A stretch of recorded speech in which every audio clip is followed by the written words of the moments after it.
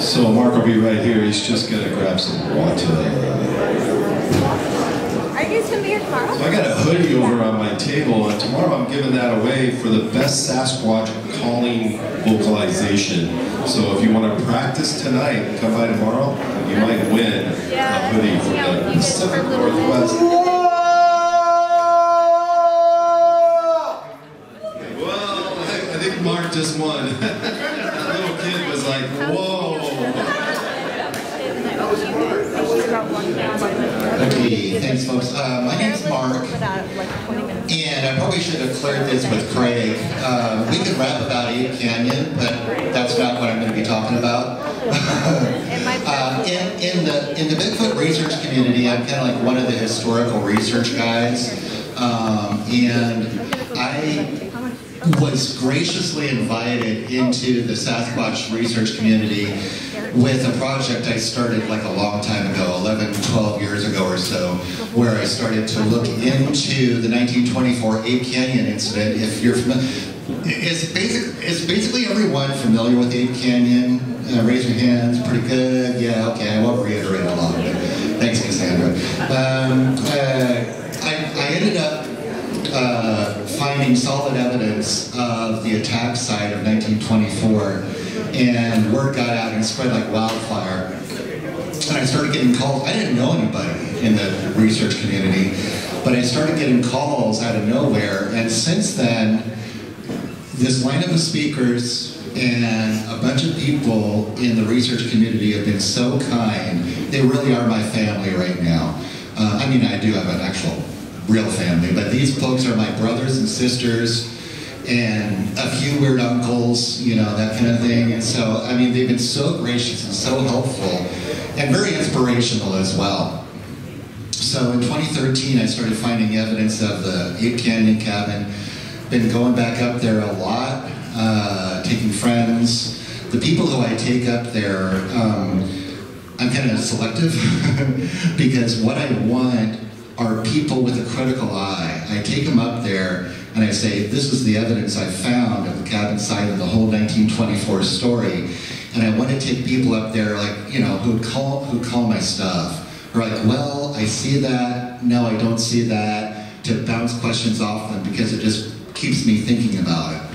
So in 2015, my sweet love, Catherine, she's a consummate librarian and educator. And librarians are a very special kind of people because it's like, if they think that you're remotely interested in something, they'll just start pulling books off the shelf like crazy. They're like, here, have you seen this? So Catherine went to the library, I think it was in Westport where we live, and she found this tiny little booklet, and it was sort of this compendium of historical incidences regarding Sasquatch. Oregon, Washington, British Columbia, and unfortunately I didn't take a copy of it or buy a copy, so I forgot what it was. But in Oregon, there was each entry was like about a paragraph long, and there was an entry of something that happened in 1904. And this is way down in the southwest corner of Oregon in Curry County, on the South Fork of the Sixes River, where in 1904, twice in a week, a small cabin was attacked. It was shaken and beat up on with the folks inside the cabin. The folks were there way out in the woods. I'll talk to you more about the topography. Way out in the woods, and they were working a gold mine. And the thing is that got me is that this was a gold mining activity in '04, and the cabin was attacked, shots were fired at the creature, seemingly to no effect. Sound familiar, right? This is like, reads just like the Ape Canyon story, but it was way down in the corner of another state, and it was 20 years prior. And so I was like, man, you know, this is like about 2 years after I'd found the Ape Canyon, you know, evidence. I was like, man, you know, is that cabin still there? Could I find evidence of this cabin? So that's what got me started on this project that I want to talk about, which, you know, I call it the Thompson Flat Monster. Other people are calling it the Wild Man of the Sixes. This is a thing I ripped off from Google. This is the dotted line down along the bottom. That's California border. So you can see down here, there's Crescent City, keep on going up to Brookings, keep on going up the coast, Gold Beach, and then eventually towards the top, there's Port Orford. Now, where this incident took place is, as a bird flies, only about 10 miles inland from the coast, following a river that's called the South Fork of the Sixes. Next one, Roland, if I could. That's USGS quad sheet. And, oh, thanks for blowing that up. Dead center, you can see Thompson Flat. Up there on the left, there's Huckleberry Knoll Cemetery. A little bit further west, there's Bear Pen Flat. And off to the left, you can see Butcher Gulch coming into the South Fork. This, geologically, I'm not a geologist, but topographically, is sort of a limited area that is unusual to the Pacific Northwest. Here in the Olympics, we have a lot of uplift, but the majority of the Pacific Northwest is, of course, what? Volcanic, right? And so basalt is very, very porous and erodes, and so we get these nice little valleys and stuff going down at the creek bottom. This area, you start to get into granite and marble uplift. This area has never been logged, maybe a tree or two, but it's never been commercially logged. There are no railroads in there. There was just some small-time gold mining activity going on. So you're going down there, and this is uplift, and so where we camp, north of here, about 1.5 miles to get down to the bottom of the river, it's like a mini Rockies. There is no uphill as you're going down to the river. It is just dang steep. In about 1.5 miles, you're losing about 1,500 feet in elevation, so it's dang steep. This is rugged territory. And so I started thinking, like, you know, what's going on down there? So I started in the same gig of document research like crazy, newspaper articles, and I think the first one in trying to investigate the Harrison Cabin attack, the claim at Thompson Flat was called one of the Harrison claims. It was a fellow named Ben Harrison Sr., and he had 2 sons that were helping him work the claim, Ben Jr. and Bob Harrison. And I was like, man, you know, I was getting as much document research as I could. Roland, can you give me the next one?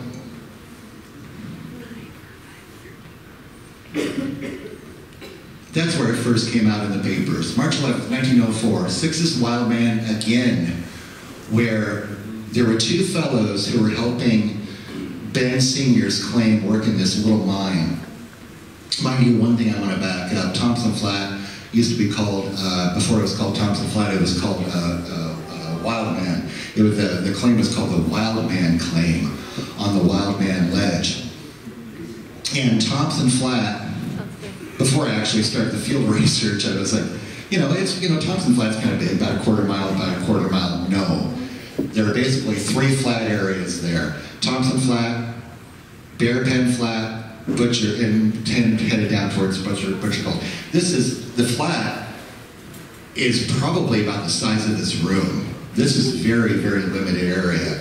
And in 1904, in March, what had happened, there were 2 fellows there, Ward and Burlinson, if I remember, and they're in their cabin, very small cabin. I found out it's about like 10 by 12, and there's a door, and just about 20, 25 feet from the door, the ledge drops off. Something in the middle of the night is beating the cabin to death, shaking it, and they open the door, and they look out a little bit beyond the cabin. There's a big bruiser, a big hair-covered creature there. They take some shots at it. The creature turns around and keeps on going. Ward is up there again with the 2 Harrison boys. They were about teenagers at the time. This time, they're ready. This creature comes and it beats up the cabin. They come out of there, boiling out of there like bees, take some shots at it. Again, this is a very limited area. It's from me to that ledge about halfway down this room. So it's like pretty much a point-blank range, and you know, I'm not a gun guy, but I'm assuming that back then they really knew how to use guns. They couldn't have missed this creature. The creature turns around and continues on down into the ledge, beyond the ledge. So that was the Harrison cabin attack on a gold mining area. What I didn't realize until I started to get into this story is that there is a long history before that, dating back about 25, 30 years prior, starting in 1873, where there was a lot of gold, well, not a lot, but a fair amount of gold mining done. Oh, that's an earlier report of the Kangaroo Man. For a brief time, they called this creature the Kangaroo Man because it was able to leap incredible bounds. Give me the next one, if you could. That was a sighting that they did. There was a long, long history in Curry County of the wild man that dated back many years prior. What started what it became the gold rush of Southwest Oregon. And what it was in 1873, there was a fellow named Tom. He was colloquially known as Nugget Tom. A prospector was just south of the river on Star Mountain. He's prospecting. He was based down around Port Orford, so he was like, hey, I'm going to go up prospecting for a few days. He didn't come back. His friends were like, where's Tom? And they come to around Star Mountain, start scouting around for him, and they find him unconscious at the bottom of a bluff. So they get him up, get him back into town. He's alive. And they start nursing him back to health. They gathered up his stuff, his rifle and his bag, tools. And there's a fellow who looks inside the bag, big hunk of quartz, and at the end of the hunk of quartz, he said that's the biggest gold nugget that he had ever seen. That's what started the gold rush of Southwest Oregon. And so people were going up there to look for gold and just try to get rich. And at first they were doing lode claims where they were blasting into the side of the riverbed for a tunnel gold mining. Later they're going to drop that off where they were just doing placer mining, which is I realize placer mining is very, very hard, but it's a little bit easier than dynamiting and digging your way into the mountain. With this gold rush, there was it wasn't a big gold rush like Sutter's Mill, but there were a fair amount of people up there. Nugget Tom is nursed back to health, and he only sticks around for like a couple more years, and then he takes off to parts unknown. I've not been able to track down what happened to Tom. Maybe in the next one, let's see if I can remember my slideshow. Harrison, oh yeah, I remember that one. Harrison Brothers, this is an article from 1899, during the rush. The Harrison Brothers will build a cabin at the Wild Man Ledge as soon as they can get around to it. That's an article from 1899. That's the cabin that they built at what became known as Thompson Flat. During this time, there were about 30 or 40 people up there. And, well, prior to this huge rush, Nugget Tom had sold his claim to these two fellows, Robinson and Benson. And they were working, I think, Tom's claim. They had left their camp to work their claim.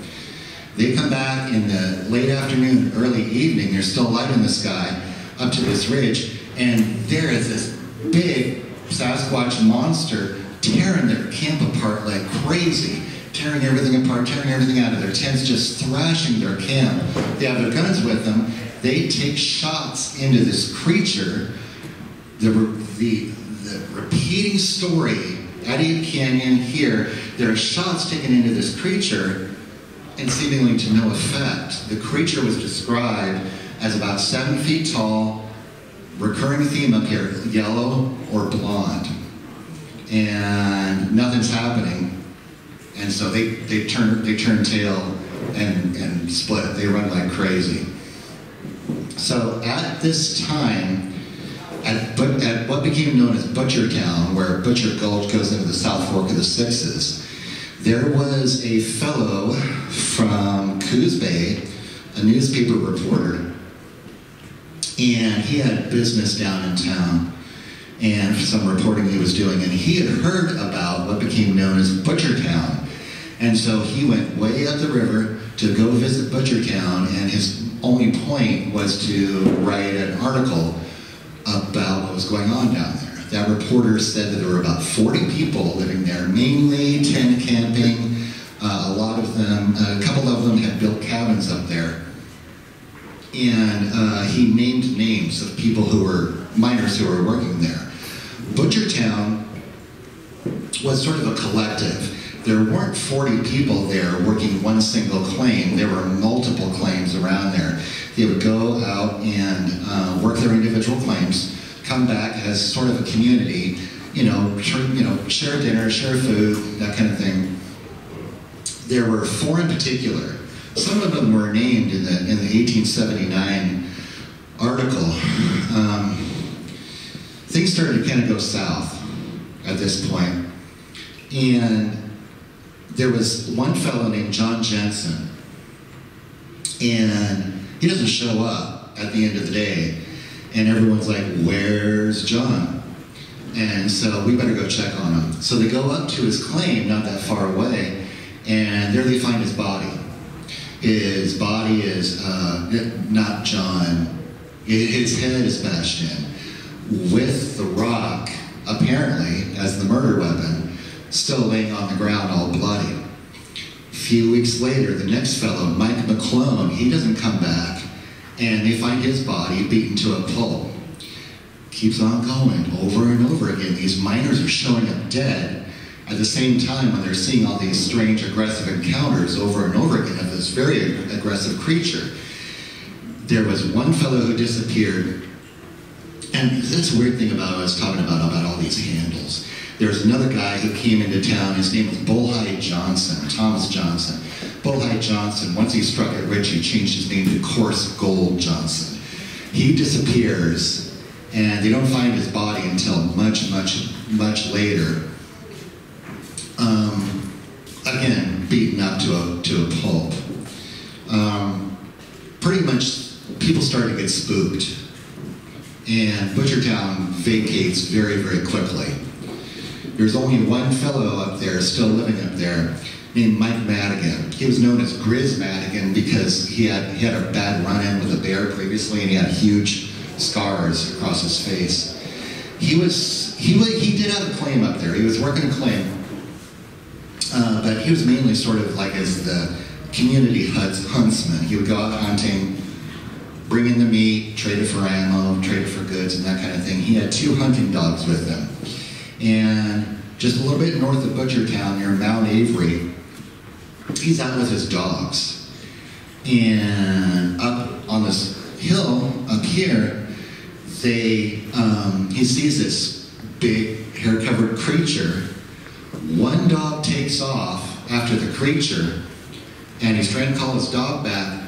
He takes shots into this creature. The creature grabs his dog, throttles it, and throws it down the hill. Before he can stop the second dog goes up there after the creature. Madigan takes a few more shots, gives up just in time to see his second dog killed. Madigan gets out of there.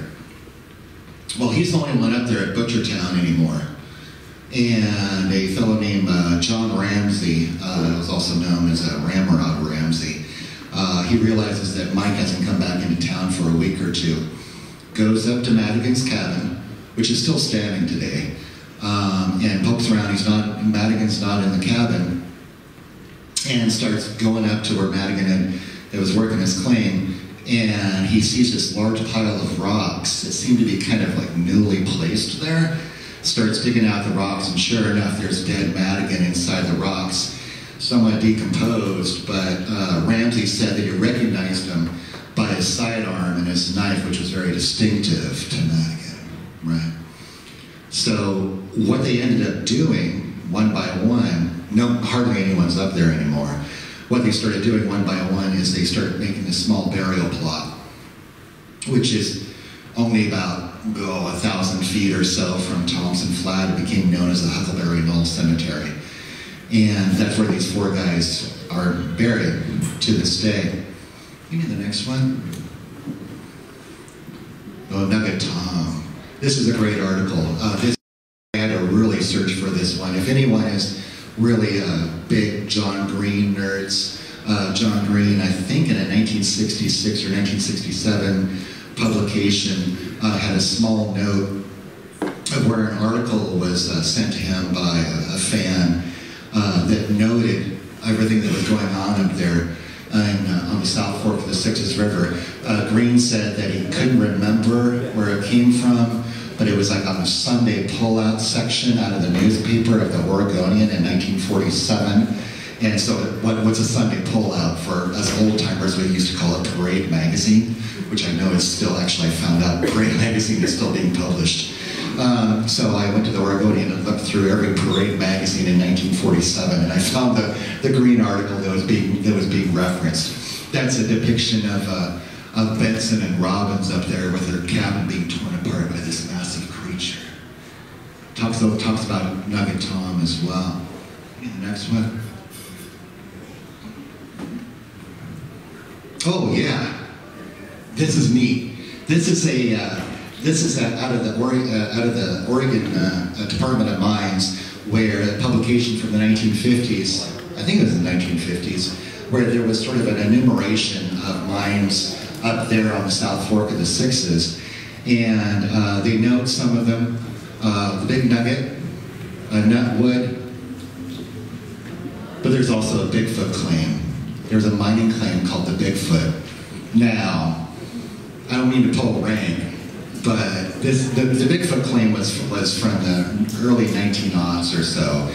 A lot of us like to talk about Jerry Crew and Eureka being the first time we called something Bigfoot.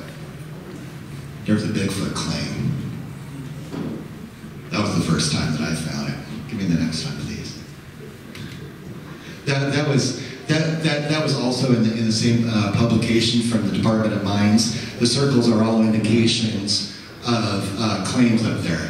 So you can see what kind of gold mining activity was going on up around there. A lot. This is there's the Elk River going down, and up above there's the Sixes. They show around number 37, 39, 42, 31. That's right along the south. That's right along the South Fork in there. This is incredibly rugged territory. They didn't have anything except pack mules to bring their stuff down in there. And when you go down there today, you can find remnants of some of the old mining tools, including huge, massive, either manual or perhaps steam-driven rock crushers that they brought down in just pieces and parts and then reassembled them way down in the bottom. These guys were like hardcore about gold. I don't think anybody made $1 million, but they were sure looking for gold. Go give me the next one.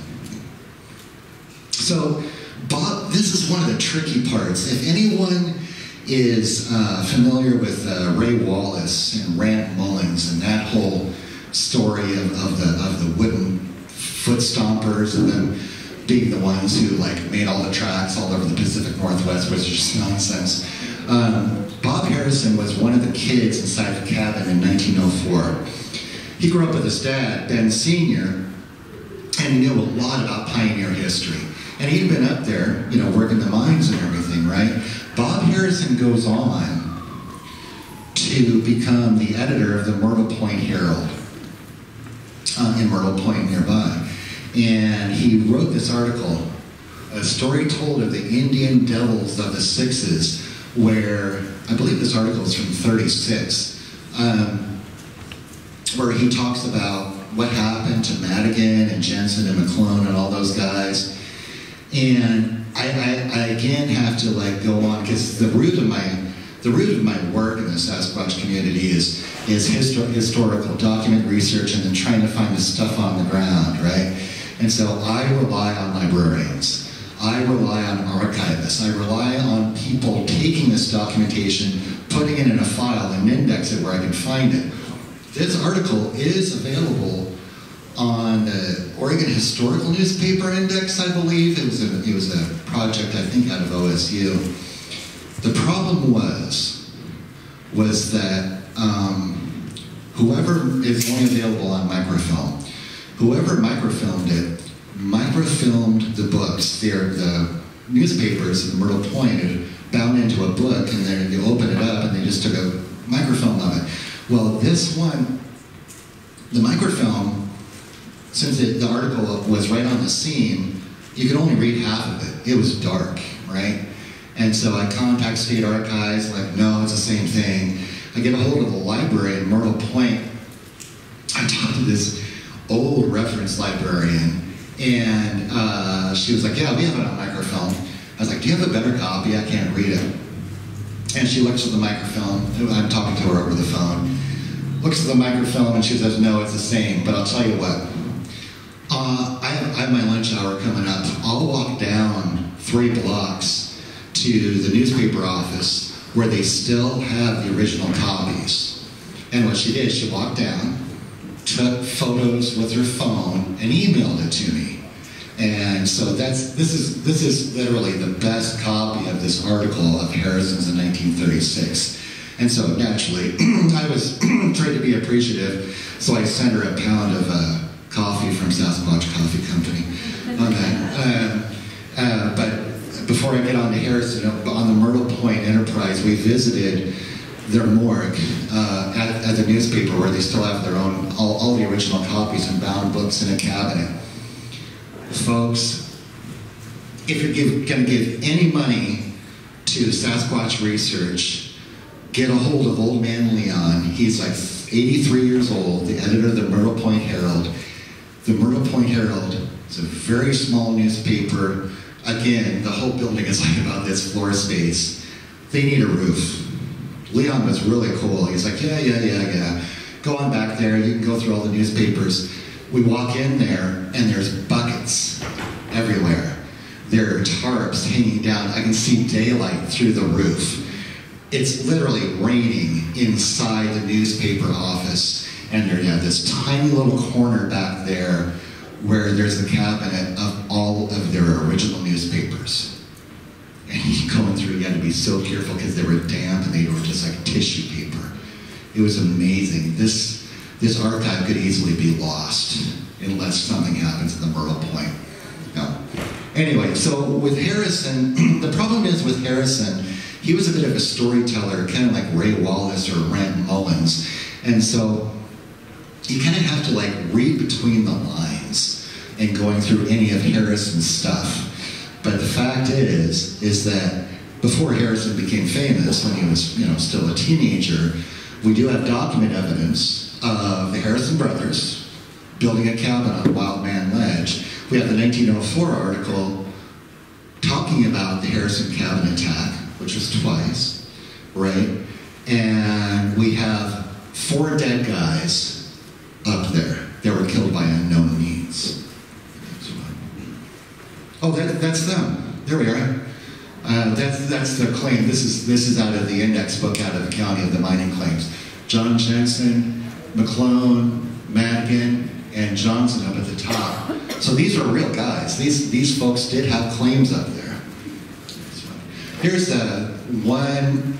Oh, I can't wait to tell you at the end. This is great. That's one of the old plaques of the Huckleberry Knoll Cemetery.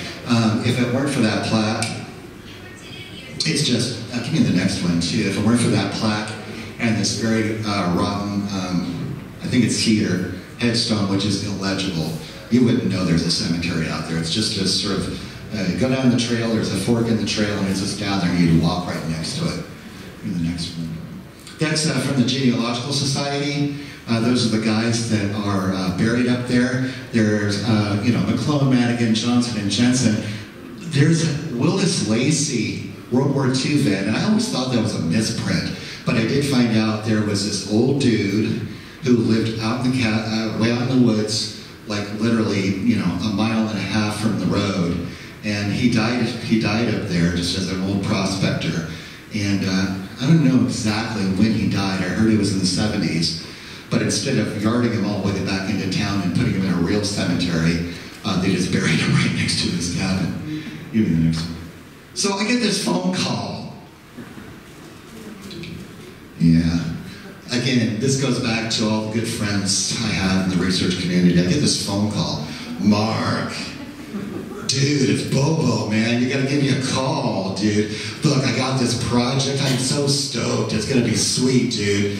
And so what Bobo Faye is doing these days. He was actually just up here in this neighborhood 3 or 4 days ago. Bubba's moved on into feature-length documentaries. And I'm kind of flattered. The first project he wanted to film was the Thompson Flat Monster Project. So he was good for me. He was really, really good for me because he really kicked me in the butt to actually go out in the field. He's like, come on, dude, you know, you gotta call me back. You never call me back. And so he actually pushed me to get started on this project. So we went up in November for about a week or so and started filming. Give me the next one. It was me, oh, that's me. That's me up in the upper left, that's Venus crashing down into me. It was a beautiful time, and we got really lucky. There was like almost no rain that entire week. We're camped about on Logging Road, about 1.5 miles. That photo is courtesy of our friend Rowdy Kelly, who was with us. That's Rowdy on the left. That's the South Fork of the Sixes River, way down in the bottom. Took us forever to get back up there. Next to Rowdy, that's Kim Christensen. Kim grew up and still lives in Bandon on a family property that her great-grandfather got. And Kim, you know, you don't realize how rural is rural until you meet these people. Kim's like, I don't know, 55 or so, and she got her first TV with 3 stations on it. And like when she was like 14, she grew up with oil lamps and wood stove. She knows this area like the back of her hand. She has another project, sort of non-Sasquatch related, but that's how she got into finding out about the Thompson Flat Monster. Who else? Oh, there's that guy in the squashy hat, and Gordon, one of the PAs. Go ahead and give me the next one. That's us. That's at Thompson Flat. And again, I think that's Rowdy's picture. That cabin that you see in the background is not the original cabin. That's not the Harrison cabin. But what's important, sort of like rules of evidence. My main gig is I'm a land surveyor. So land surveying involves researching, anytime you call me for a boundary survey, a lot of document research, and then taking that document research into the field and trying to find the field evidence. This is sort of what Rich was talking about too. See what matches, what doesn't match, and trying to make sense out of it all, right? So when you're dealing with rules of evidence on this, what we have for the Harrison cabin attack, which is what I was really after, is we have the document evidence of the Harrison brothers building that cabin, it being attacked in 1904. Kim was up there in the 1990s for about a month, getting to know some of the other gold miners, and she remembers right there at Thompson Flat where the dilapidated old Harrison cabin was. It's gone now, but she remembers where it was, and she took us up to Thompson Flat. Okay, about how big is the cabin? Or was the cabin? It was about 10 by 12. And it was about here, and she remembers the door where it was pointing. It was pointing right to an apple tree just before the ledge drops off, and that apple tree is still standing there, right? So she remembers where it was. Okay, so that's the parole evidence, right? So we have the document evidence and the parole evidence. So I started running a metal detector around. I get a hit right where just inside, well, you can see it on the ground. There's a place where the vegetation is not growing, and the vegetation is growing very well around this kind of square. It's about 10 by 12. I get a hit with my metal detector just inside the front door, the only door of the cabin where it was. And so I'm digging, I'm on my hands and knees, digging, and I get down to a point where the ground changes to a more granular, dark gray kind of ground, about 8 or 10 inches underground. Well, I find out what I'm hearing. It's this half-inch iron pipe that almost looks like a tool handle because it's all bent and you can see the screw holes in it. And I I'm wrenching it out of the ground, I'm wrenching it out of the ground. And it's this old funky tool handle kind of piece of metal. I'm down on my hands and knees sweating it, and all the tailings of my dig are in between my knees. And Kim looks down, and she says, "Is that a bullet?" And right there between my knees, I had just dug it out. Sure enough, there's a bullet casing. I look at it, and from the stamping, the next night or the next day, it's kind of a novel picture, but for the stamping was clear enough. This casing was made between 1896 and 1924. About 8 to 10 inches under the ground, right inside the Harrison cabin. Was the Harrison cabin attacked by creatures, by Sasquatch? I don't know. But we have document evidence of it being built and attacked. We have the parole evidence of Kim remembering where it was 30 years prior. And we have the field evidence of the bullet. So I think the Harrison cabin has been definitely verified. So, I'm stumbling because I don't like talking about this. I'm the historical research guy, you know, this academic objectivity kind of thing, you know. And I just really dig like doing this monster attack historical weird research stuff, particularly if there's some sort of component of the historical research story that can be found out in the jungles, you know. But I've kind of, with the Thompson Flat Monster Project, something happened up there. That's what I'm trying to say. Last November, Sunday, okay, we're done. It's Bobo, Rowdy, Kim, and 2 production assistants, Jameson and Gordon. And we are all wrapped up, we're packing up camp. We're wrapping it up about 4 in the afternoon. Gordon and Jameson are ready to go. They're saying, okay, goodbye. And they drive out. They're headed back down to Northern California. And Kim just is abandoned, just, you know, half an hour away or whatever. She leaves about 15 minutes after Gordon and Jameson. And all that Bobo and Rowdy have to do is load on these quads onto the back of their trailer. They had brought quads with them. And so I'm like, okay, the plan was everyone's going to leave, but Rowdy and Bobo and I are going to get back to the highway on 101, where we figure we can have reception. We're going to the Myrtle Point Herald the next day for some more filming. Let's get back to 101, and we were getting reception, and let's figure out where to get a bite to eat, and where we're going to stay for the night. So, okay, so Gordon and Jameson are gone. Bobo and Rowdy are loading up the trailers. It's like, okay, I'll meet you down at the highway.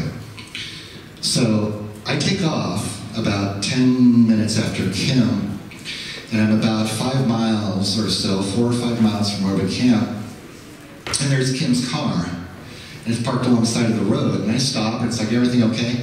And she's like, yeah, everything's fine. I'm just looking at a map to get a better route down to a lake that she had visited previously, where she had had some weird experiences years ago. We'll talk about that in a minute. And so I, okay, fine. So I drive on, and Kim must have pulled out behind me because on sort of the straightaways, kind of, it's getting dark. You know, this is November, and it's about 5 o'clock in the afternoon, and this is a national forest, and so there's lots of trees, and it's dark, and I can see Kim's headlights behind me once in a while as I'm driving down. I have my headlights on, and I have my brights on because it's dark, and I'm a chicken driver. And I am going along, and I round around a corner. And off to the left, or out in front of me, that's what I see. There's no rain. It's dark, and I have my brights on. About 200 feet in front of me, right in the middle of the road, there's something that's just come out of the brush on the left-hand side. And this series of sketches are sketches that I did that night back at the And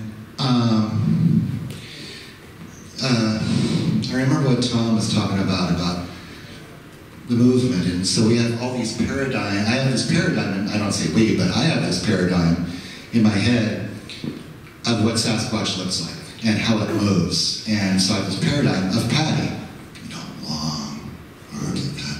That's not how this moved. It came out of the brush very quickly, and its movements were incredibly jerky. They were moving incredibly fast and like scampering. And it was like, cut across the road like that, you know? So my first, this is only about 5 or 6 seconds of my life. My first impression, split-second thinking, I pulled my foot off the gas a little bit. It's like, who the hell is playing in the middle of the road in the national forest in the dark? The second impression I had immediately is, why are they wearing a fireman's outfit? Why are they wearing flagging? They look like a traffic flagger. Big bulky legs, big bulky arms. And it's moving erratically.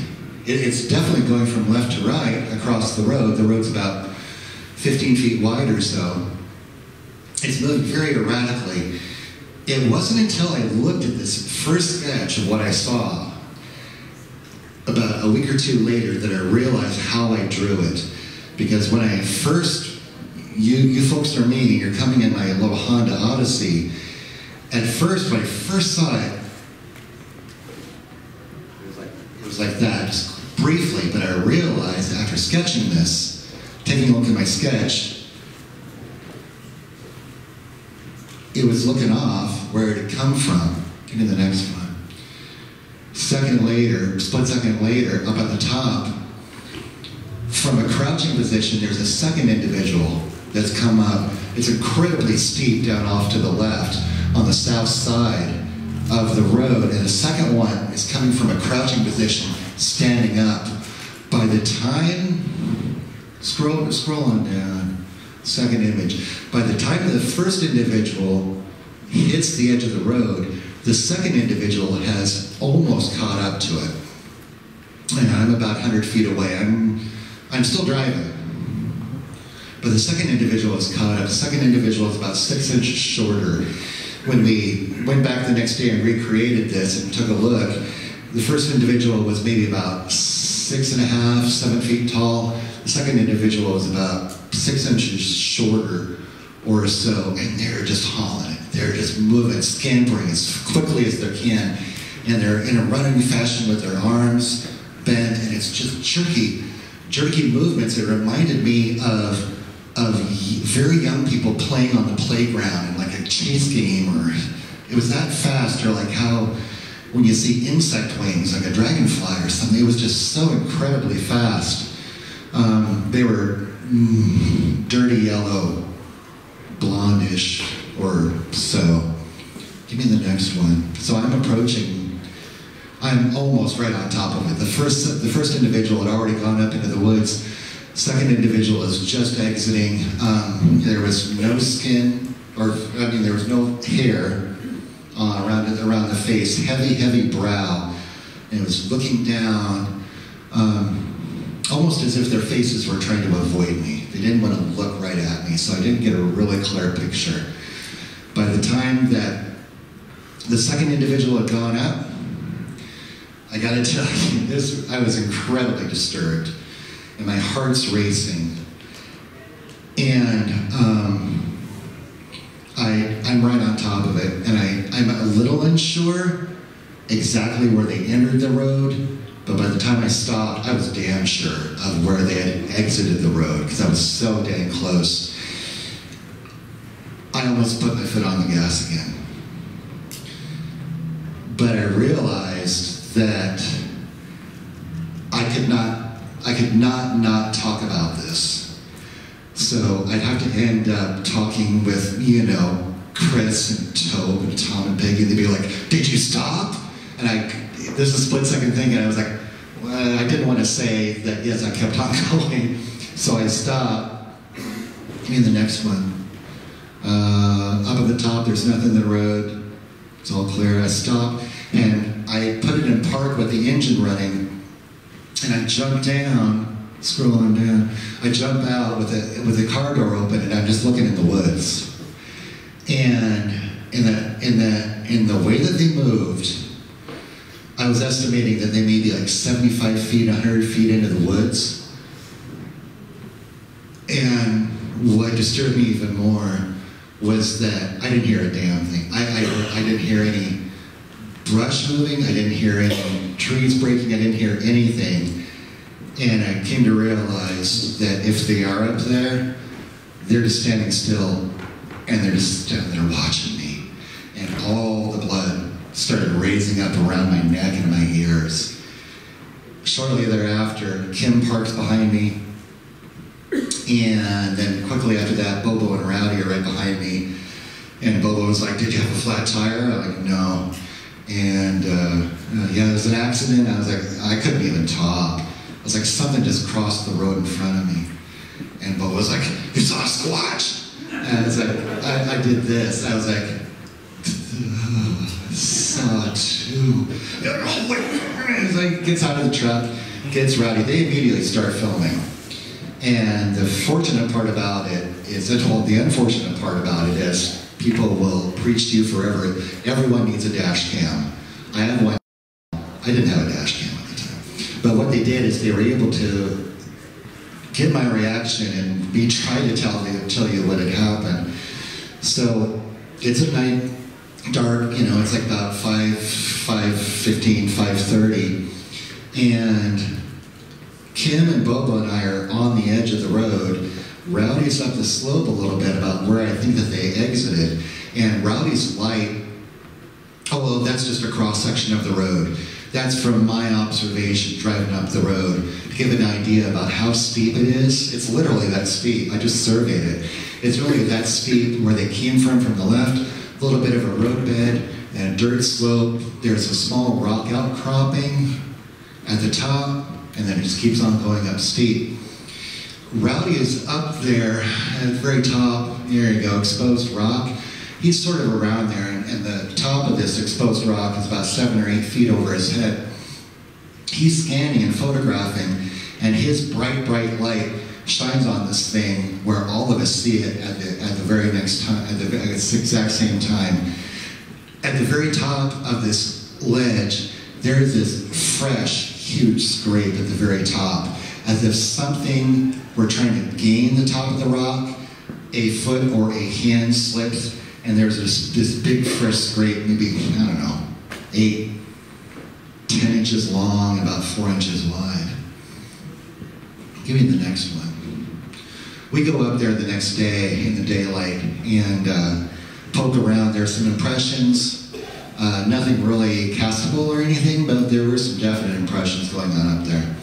So this May, actually 2 weeks ago, we go up there to finish the filming. And the cool thing about the Huckleberry Knoll Cemetery is it has a new plaque. Sam Kitchen down in California made a new plaque, and there it is on the tailgate. Go ahead and give me the next one. And we go down there, do some more filming, and we install it. That's right after we installed it. So now you can walk down there, and sure enough, yeah, there's a better marker for Huckleberry Knoll where all the guys are buried. Give me the next one. Bobo, dude. That's after we installed it. Give me the next one. So, one of the last days we were out there 2 weeks ago, up there on the right, you can see a little bit of a lake in the woods. And that's where Kim had some encounter. Yeah, right there. That's where Kim had some rock throwing, something tracking them through the woods. So on Saturday night, yeah, Saturday or Sunday night, we go out. It's about midnight or so. And let's go out and just mess around in the woods. So we're on that road overlooking the lake. And down below us, there is this big basin headed down. And it goes down to the lake. You can't see it. It's very, very heavily wooded. And coming up from the lake along the northwest, along the southeast of the lake, there are these two ridges that are coming together. Hits the road. and then it keeps on going up behind us, up to the top of Rusty Ridge. And, you know, the mist is setting very, very heavily. And I think someone does some knocks or some calls or something. We're just standing around there in the dark. Everyone's whispering, all spooky and everything, you know. And after maybe about 5 or 10 minutes, I'm off the road into the woods a little bit, and I swear, down there maybe 600 feet, 1,000 feet, it sounds like 2 human males talking in the woods. And come here. And we listen. After about 3 or 4 minutes, you can hear, I can't hear any words or anything, but it sounds like 2 humans having a somewhat loud conversation down there. After a little while, on the left-hand ridge, we start to hear it like 4 or 5 minute intervals. We start hearing these sort of knocks out in the woods. Answering on the right-hand ridge, they're the whoop, about every 3, 4, 5 minutes or so, standing there in the dark, waiting. This keeps on going for about half an hour, 45 minutes. And I don't know what it is, but I can tell you one thing that spooked me is I'm up there, some people are behind me, like 200 or 300 feet down the road, and Bobo comes out of the dark and he comes right up to me and he looks me dead in the eye in the dark and he's like, "They're here." That blood started rushing. Like, "Here, Mark, take a thermal. Don't miss anything." So I'm looking up the road, and I'm doing this for about 15 minutes, and I was like, forget it. So I turn around and go back to the other folks. Someone comes running up to me, and they're like, I was just gone. I wasn't looking through the thermal for like 30 seconds or a minute. And someone comes up to me, and they're like, "Larry just heard something cross the road." Larry comes up, and he said, "Yeah, crossing this, 18-foot, 15-foot logging gravel National Forest road, heard 3 heavy footsteps crossing the road from the lake going up into the bridge behind us." We're standing out there for a while, and we're all pretty much all gathered together, and from the ridge right up above us, 75 feet or so, there's this huge growling whistle, and then a brush rush. Something going up in the woods. So we go back the next day, get the hell out of there. I get in my tent I look at the clock, it's about 2:30. Gordon, one of the PAs and somebody else, they're up to like 4:30. Talking about it and everything. And we go back the next day, and sure enough, up above us, on a ledge about 75 feet, 100 feet away, we find these large impressions of whatever was up there, growling and running through the woods, taking off. So we're there during the daytime, and fortunately, Rowdy's with us. Give me the next one, Roland. Rowdy's with us, and he's like, "Okay, no. Look at the bigger picture. Right around we're somewhere around there where the arrow is. You can see a little bit of lake. Zoom out again, Roland, for me." And he says, "Look at the bigger picture. Down here is the South Fork of the Sixes River, and that's where all activity took place through, 1890s when the Harrison cabin attack. We're parked like about a mile north of there, and Rowdy's like, "No, look. You can see this big ridge line headed northwest, all the way up here, near the Sixes River wreck site. That's called Rusty Ridge. Down below Rusty Ridge, heads into the lake, and that's where we heard this stuff Saturday or Sunday night. You follow that ridge all the way along up there, bam. It hits the Sixes, and it hits the road right where I had my road crossing the previous November. Something's going on up there, and that's why I've kind of I'm always going to do what I do, but I realize there's something new in my life beyond just historical monster research. There's something going on up there. This project needs funding, sound recorders, cameras, something up there, some regular checking out, because we have stuff dated back to 1873 of these creatures up there, and concurrent reports, including mine. And the next one. Yeah, something's going on up there. I don't know what it is, but there's some creatures up there. I want to leave you with one thing. Dang, I thought I was rushing through that. I actually made really good time. I just want to talk briefly to Ape Canyon nerds out there. We think about these stories. Oh, that happened so long ago. That was, it's history. I got to tell you, it wasn't that long ago. 1904, 1924, it was not that long ago. I did this silly little zine called Mountain Devil. And on the front, there's a studio portrait of Fred Beck and Leroy Perry Smith, two of the original Ape Canyon miners. And Leroy Perry Smith was the youngest at Ape Canyon in 1924. I am very fortunate enough to have become friends with Leroy's daughter. Betty Mitchell is still alive, in her 70s, incredibly charming woman. Man, if I were single in 75, I was like, dude, she is like such a babe. But when I first contacted Betty, I'm this long hair, weirdo Sasquatch researcher, I gave her a cold call, and I didn't spring Bigfoot on her because I was too nervous talking to someone I don't know. But I was telling her I was doing a family history project. Sure enough, yeah, that's my dad. Yeah, that's my grandfather and my uncle Fred Beck. And I wanted to talk to her about gold mining. Well, finally, the cat got out of the bag. The weird thing about Betty is that growing up, she knew the Ape Canyon story. She didn't know that was her dad. She didn't know that was her family involved with it until she started researching her more herself. And holy smokes. So Betty showed up at a conference. Shane was there.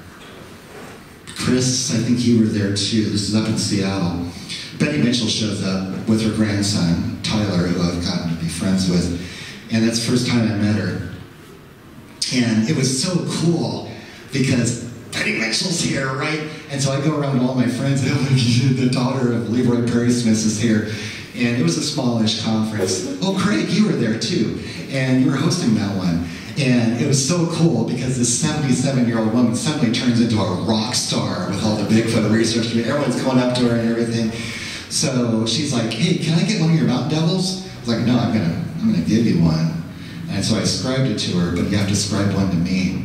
This is one of my prized possessions in Bigfoot research. So she's writing and writing and writing. So what I want to leave you with this. We think it's so long ago. It's not that long ago. This is my copy of Mountain Devil. Thank you, Marc, for letting me in on the story that I never even knew existed.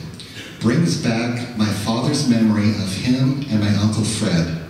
They were good men who were the people you would expect truth from. So I believe they spoke the truth and was so surprised about this incident. Thank you for bringing this story to light. Betty Mitchell.